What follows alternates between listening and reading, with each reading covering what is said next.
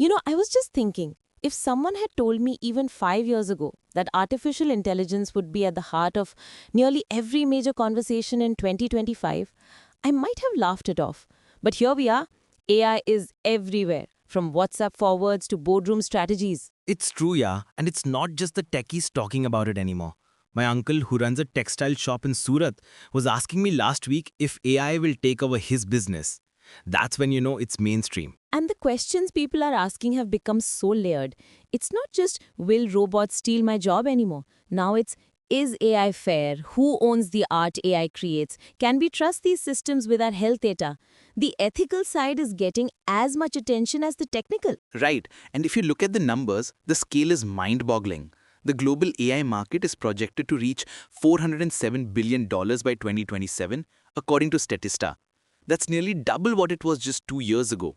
And generative AI, the kind that creates text, images, even music, is expected to hit $66.6 billion by 2025. Those numbers are staggering. But it's not just about the money. The creative industries, for example, writers, musicians, designers, they're all grappling with what it means to have AI as a collaborator or sometimes a competitor. DC Comics made headlines recently for saying that they won't use generative AI in their creative process. They said AI can't dream, can't feel, can't create real art. That's a pretty strong statement, especially when so many studios are experimenting with AI-generated scripts and visuals. And then you have Sweden, which has taken a very different approach. They've introduced a new license that allows AI companies to use copyrighted songs for training, but only if they compensate the songwriters and composers. It's a way of saying, yes, you can use our work, but pay us for it. That's a smart move, because one of the biggest criticisms of AI right now is that it's trained on data, books, music, art, without always asking permission. There was that Anthropic case where they settled by paying $3,000 per book to authors whose work was used without consent. And it's not just about copyright. There's a bigger question. How do we ensure AI is ethical? The IMF's Kristalina Georgieva recently pointed out that most countries don't have the regulatory or ethical frameworks needed to keep up with AI space. Developing countries in particular are lagging behind. That's a real concern, because if you look at where the AI talent and infrastructure are concentrated, it's mostly in the US, China, and a few parts of Europe. The rest of the world risks being left out, or worse, being consumers of AI built elsewhere with little say in how it's designed. And that's where initiatives like the AI Action Summit in Paris come in. Over 1,000 participants from more than 100 countries met to discuss how to make AI development more inclusive and sustainable. India's role is growing too.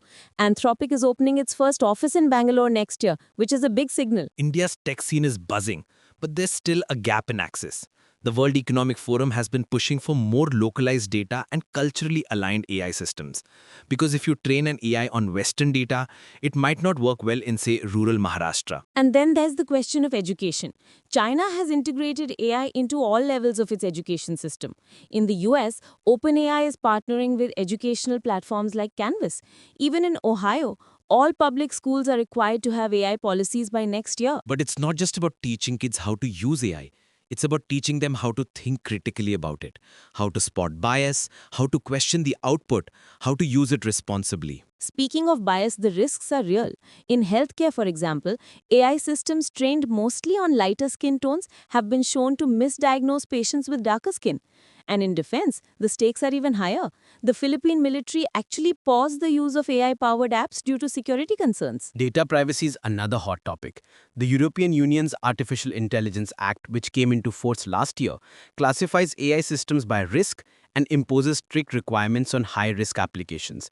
California has its own law now, requiring AI companies to disclose safety protocols and report incidents within 15 days. It's interesting how the US and EU are taking such different approaches. The EU is all about regulation, while the US is focused on innovation, sometimes at the expense of oversight. And then you have the technical side, privacy-enhancing technologies like federated learning and differential privacy. These allow AI to learn from data without exposing sensitive information.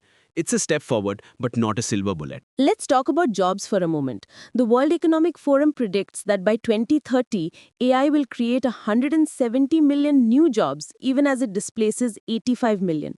So a net gain of 78 million jobs.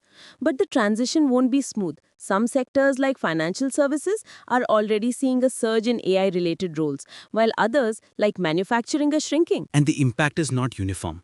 The International Labour Organization found that AI poses a greater risk to jobs traditionally held by women, especially in high-income countries. So there's a gender angle to this as well. That's why reskilling and upskilling are so important. Companies are investing in training programs, but governments need to step up too. Otherwise, we risk deepening existing inequalities. There's also the question of creativity. A recent study found that humans working with generative AI outperform those working alone, but the diversity of ideas actually drops.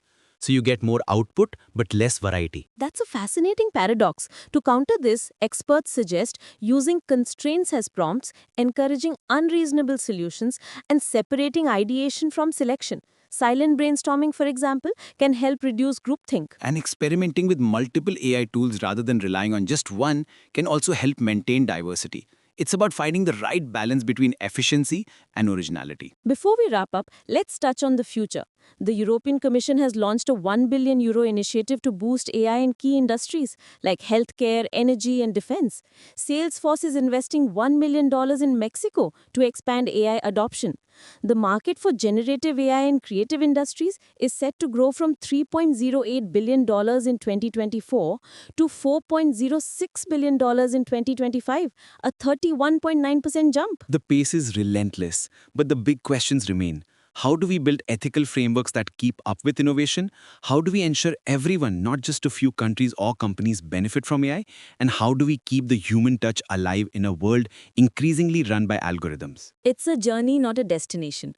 AI is reshaping our world, but it's up to us to decide what kind of world we want to build with it. And as we move forward, staying informed, asking tough questions, and demanding transparency will be key.